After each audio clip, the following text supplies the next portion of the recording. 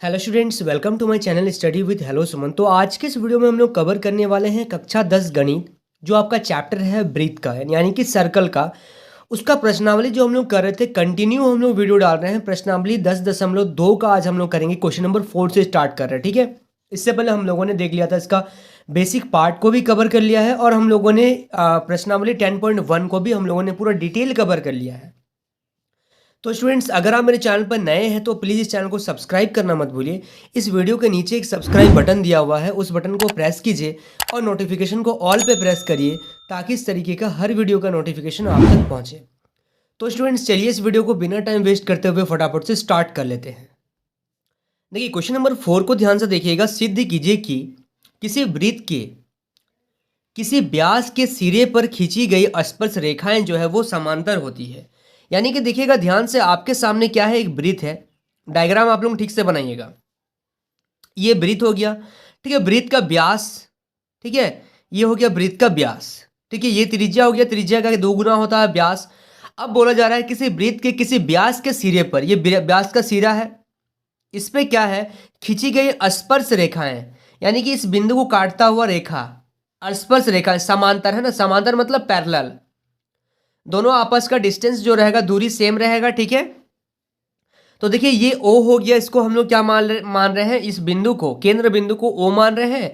ये A हो गया और ये B हो गया, ठीक है। ये AB एक रेखा हो गया, यहाँ से CD एक स्पर्श रेखा हो गया, ठीक है। अब ये जो पॉइंट है जिससे ये पास कर रहा है, इसको हम लोग X मान ले रहे हैं, इसको Y मान ले रहे हैं, ठीक है। ये आपका डायग्राम आपका बन गया।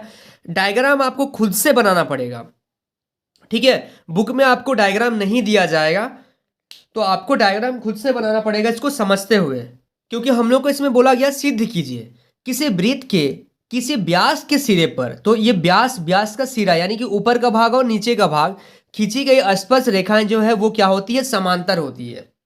हम लोग स्पर्श रेखा ड्रॉ कर दिए, हम लोग को पता चल रहा है ये पैरेलल है, लेकिन इसी चीज को तो साबित करके हम लोग को दिखाना है। तो सबसे पहले यहां पे लिखेंगे कि सिद्ध क्या करना है, ठीक है। सिद्ध करना है, क्या सिद्ध करना है कि AB और CD जो है ये पैरेलल है, यानी कि समांतर है। तो यहां पे लिखेंगे AB पैरेलल CD, ठीक है। दोनों बराबर है, एक जैसा है, इसलिए हम लोग को ये सिद्ध करना है। अब देखिए, हम लोग चलते हैं प्रमेय 10.1, बहुत इंपॉर्टेंट प्रमेय है। इससे क्या होगा कि अगर एक स्पर्श रेखा गुजर रहा है और यहां से इस केंद्र बिंदु से स्पर्श रेखा पे जो खींचा जाता है, ये क्या होता है, ये त्रिज्या तो कहलाता है, ये साथ ही साथ ये क्या होता है, समकोण होता है, सॉरी हाँ समकोण होता है। यानी कि इसका जो कोण होगा वो 90 डिग्री का कोण बनता है और यहां पे भी 90 डिग्री का कोण बनता है, ठीक है। तो यहां पे हम लोग लिखेंगे, यहां पे हम लोग ऐसे लिखेंगे, कोण BXO, या फिर हम लोग क्या कर सकते हैं, हाँ BXO, या फिर इसको DYO, कैसे भी आप इसको लिखिए। यानी कि यहां पे आप लिखिए BXO, यानी कि x का कोण कितना है, 90 डिग्री का कोण है। ये हो गया समीकरण 1, ठीक है। अब कोण यहां पे DYO, यानी कि y कितना है, 90 डिग्री का कोण है, यानी कि DYO कितना हो गया, 90 डिग्री का कोण बन गया। दो चीज समझ में आ रहा है आप लोगों को।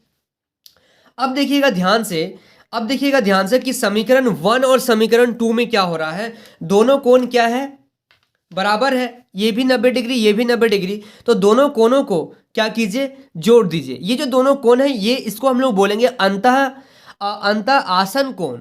अंतः आसन कोण का जो योग होता है वो 180 डिग्री होता है, ठीक है। तो इसीलिए हम लोग क्या कर रहे हैं, समीकरण 1 तथा 2 को जोड़ने पर, समीकरण 1 तथा 2 को क्या कर रहे हैं, हम लोग जोड़ दे रहे हैं। यानी कि कोण ये इसके साथ जुड़ेगा, ये इसके साथ जुड़ेगा, BXO प्लस कोण DYO बराबर क्या हो जाएगा, 90 प्लस 90। यानी कि दोनों को अगर हम लोग जोड़ेंगे तो ये कितना हो जाएगा, 180 डिग्री। तो यहां पे लिखिएगा, चूंकि अंतः आसन कोण का योग, ठीक है, अंतः आसन कोण का योग कितना होता है, 180 डिग्री होता है। इसीलिए AB जो होगा वो पैरेलल होगा किसका, CD का। यही हम लोग को क्या करना था, प्रूव करना था। एक दो बार आप लोग इसको प्रैक्टिस कीजिएगा, आप लोगों को पूरा डिटेल समझ में आ जाएगा, ठीक है। क्योंकि ये प्रूव करना था, घुमा फिरा के उसी चीज को हम लोग लेके आ रहे हैं, ठीक है। समझ में आ गया। और आप लोगों को तो ये चीज समझ में आता है कि जब एक वृत्त रहता है और वृत्त के जो केंद्र से स्पर्श रेखा पे जो खींचा जाता है ये लंब कहलाता है। उसी से हम लोग इस चीज को प्रूव कर दिया। और ये कोण क्या है, अंतः आसन कोणों का योग जो होता है वो 180 डिग्री होता है। ठीक है, बहुत बेसिक सा क्वेश्चन था, इसको प्रैक्टिस कीजिएगा तो आप लोगों को पूरा और डिटेल क्लियर हो जाएगा। ठीक है, चलिए so students please note down this question. देखिए क्वेश्चन नंबर 5 को ध्यान से देखिए। सिद्ध कीजिए कि स्पर्श बिंदु से स्पर्श रेखा पर खींचा गया लंब जो होता है वृत्त के केंद्र से होकर जाता है। ठीक है, क्या बोला जा रहा है, सिद्ध करना है कि स्पर्श बिंदु से स्पर्श रेखा पर खींचा गया लंब जो होता है वृत्त के केंद्र से होकर जाता है। ठीक है, चलिए एक वृत्त बना रहे हैं और ये जो है आपका स्पर्श रेखा है। ठीक है, ये स्पर्श रेखा है। अब यहाँ पे क्या है, ये केंद्र हो गया हम लोगों का O, ये स्पर्श रेखा हो गया P। अब बोला जा रहा है यहाँ पे स्पर्श रेखा स्पर्श बिंदु से, स्पर्श बिंदु ये हो गया से स्पर्श रेखा पर खींचा गया जो लंब होगा वो वृत्त के केंद्र से, यहाँ से अगर एक लाइन खींचेंगे तो वो वृत्त के केंद्र से होकर पास होगा। ये आपको प्रूव करना है। ठीक है, ये R मान लीजिए इसको, और यहाँ पे इसको A मानिए, और ये क्या हो गया, B हो गया। फिर से समझिए, एक वृत्त है और ये हो गया स्पर्श बिंदु। इसका स्पर्श बिंदु पर अगर एक लंब डालेंगे तो वो इस बिंदु से ही ना पास करेगा। वही चीज तो हम लोग को बोला जा रहा है कि केंद्र से होकर जाता है। ये देखिए केंद्र बिंदु ये हो गया, यहीं से पास हो रहा है। ठीक है, समझ में आ रहा। तो ये कोण जो होता है ये जो बनेगा यहाँ पे लंब होगा, यानी कि 90 डिग्री का क्या होगा, कोण बनाएगा। ठीक है, बहुत सिंपल सा क्वेश्चन है, बस इसको क्या करना हम लोग को प्रूव करना है। ये कैसे हो रहा, लंब जो होता है स्पर्श रेखा पर केंद्र से अगर हम लोग एक लाइन ड्रॉ करेंगे, एक रेखा खींचेंगे तो वो लंब कहलाता है। ये हम लोग पढ़ रहे हैं आपका परिमेय 10.1 से। ठीक है, तो परिमेय 10.1 से हम लोग ये जानते हैं कि आर पी जो है वो आर पी या पी आर, कुछ भी आप मानिए, पी आर जो होगा वो लंब होगा। ये लंब का साइन है किस पे, ए बी पे। ठीक है, चूंकि पी आर जो है वो केंद्र ओ से, पी आर जो है वो केंद्र ओ से क्या हो रही है, गुजर रही है। ठीक है, वही चीज हम लोगों को बताया गया है क्वेश्चन में भी। तो यहां पे लिखिएगा अतः इससे सिद्ध होता है कि स्पर्श बिंदु, अतः इससे सिद्ध होता है कि स्पर्श बिंदु से, ठीक है, स्पर्श बिंदु ये हो गया, स्पर्श बिंदु से स्पर्श रेखा पर, स्पर्श बिंदु से स्पर्श रेखा पर खींचा गया लंब वृत्त के, खींचा गया लंब वृत्त के, तो लंब वृत्त के, ठीक है, कहां से गुजरता है, लंब वृत्त के केंद्र से होकर जाता है। यही चीज आप लोगों को प्रूव करना था। देखिए फिर से समझिएगा, ये एक रेखा हो गया हम लोग का। हम लोग क्या जानते हैं कि किसी भी सर्कल में, किसी भी वृत्त में केंद्र से अगर कोई लाइन आएगा वो इस स्पर्श रेखा पर क्या होगा, लंब होगा। ठीक है, तो यहाँ पे हम लोग को पता चल गया कि ये लंब है, तो इसको पी आर लंब है किस पे, ए बी पे। अच्छा, चूंकि पी आर जो है वो केंद्र से, ये लाइन थोड़ा सा बड़ा कर दिए ताकि ये केंद्र को पार करते हुए जाए, गुजर रही है। तो अतः हम लोग क्या लिखे, इससे ये सिद्ध होता है कि स्पर्श बिंदु से जो है, स्पर्श बिंदु से स्पर्श रेखा पर खींचा गया जो वृत्त होता है, लंब वृत्त के केंद्र से होकर जाता है। ये लाइन जो है वो वृत्त के केंद्र से पास हो रहा है। इसी चीज को हम लोग यहाँ पे ठीक से इसको समझा दिए हैं। ठीक है, चलिए समझ में आ रहा है आप लोगों को। चलिए so students please note down this question. अब हम लोग देखते हैं इसका, ये तो 5 नंबर क्वेश्चन था, अब हम लोग 6 नंबर क्वेश्चन को सॉल्व करते हैं। क्वेश्चन नंबर 6 को ध्यान से देखिएगा। एक बिंदु ए से जो एक वृत्त के केंद्र से 5 सेंटीमीटर दूरी पर है, वृत्त पर स्पर्श रेखा की लंबाई कितना है, 4 सेंटीमीटर है, तो वृत्त की त्रिज्या ज्ञात कीजिए। ध्यान से देखिएगा, एक बिंदु ए से जो एक वृत्त के केंद्र से 5 सेंटीमीटर दूरी पर है। चलिए सबसे पहले क्या करते हैं, एक वृत्त बनाते हैं। ये क्या हो गया, एक वृत्त हो गया। एक बिंदु ए से, ठीक है, जो एक वृत्त के केंद्र से 5 सेंटीमीटर दूरी पर है, ये वृत्त का केंद्र हो गया। ठीक है, यहाँ पे कहीं मान लीजिए ए एक पॉइंट है, ए क्या है, एक बिंदु है, ये ए हो गया, ठीक है, बाहर में जो केंद्र से है ना, केंद्र से 5 सेंटीमीटर दूरी पर है। ये केंद्र से कितना सेंटीमीटर दूरी पर है, 5 सेंटीमीटर दूरी पे है। केंद्र को हम लोग क्या मान ले रहे हैं, बाद में इसको एबीसी मान लेंगे। ये 5 सेंटीमीटर का दूरी हो गया। वृत्त पर स्पर्श रेखा की लंबाई, वृत्त पर जो स्पर्श रेखा है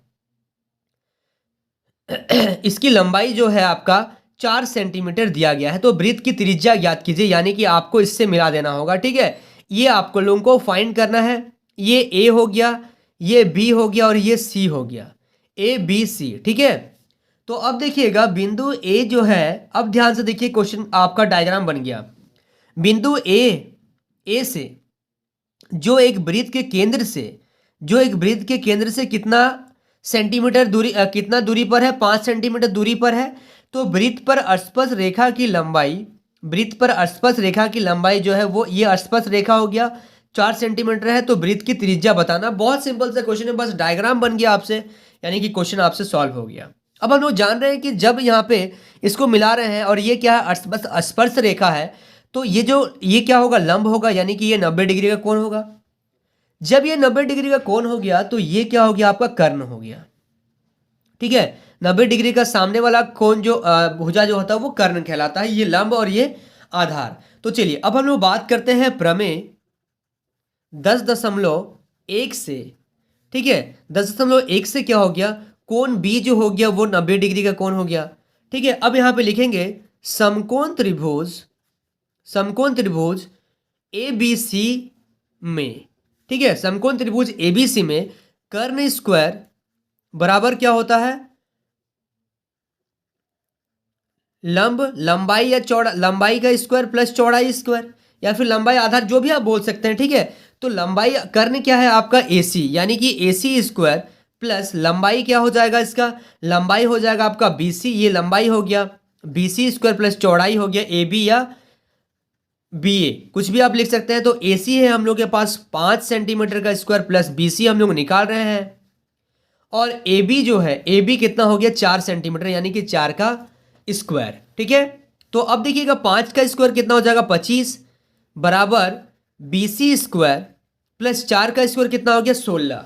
अब देखिए 16 को इधर लेके आएंगे तो क्या हो जाएगा, 25 माइनस ये 16 प्लस का इधर आ जाएगा तो माइनस में हो जाएगा, बराबर बी सी का whole square.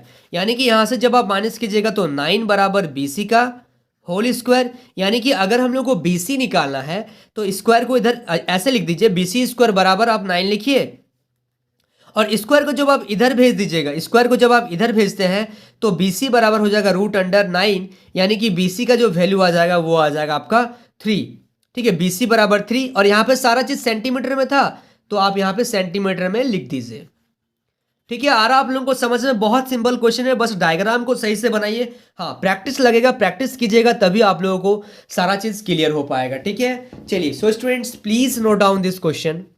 So students I hope आपको इस वीडियो से काफ़ी कुछ सीखने को मिला होगा। वाकई अगर आप इस वीडियो से कुछ सीखे हैं तो इस वीडियो को लाइक कीजिए। अगर आप मेरे चैनल पर नए हैं तो प्लीज़ इस चैनल को सब्सक्राइब करना मत भूलिए, और इस वीडियो के एंड में कमेंट करना मत भूलिए। तो स्टूडेंट्स मिलते हैं नेक्स्ट वीडियो में, तब तक के लिए बाय।